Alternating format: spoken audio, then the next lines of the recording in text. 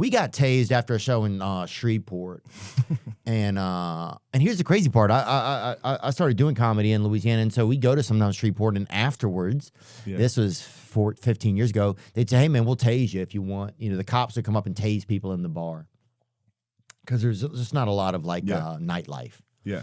So here I am, 15 years later.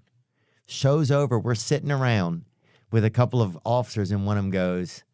With a couple of off-duty police people. Yeah.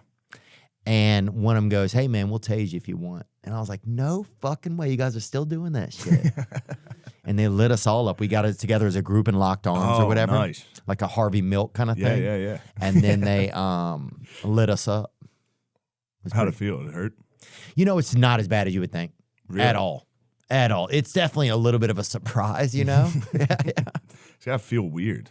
It feels like somebody in the fucking great beyond pressed a fucking doorbell that you didn't know was connected to you, you know? Yeah. It's actually really, yeah. But the pain it's not as painful. It's just as surprising as could be. It's extremely surprising. They can go through the tasers. They can go through a lot. Well, they're immune to a lot of disease. Yeah. Well, at a certain point, that would be a lot of society too, we'd all be out there just, I don't know.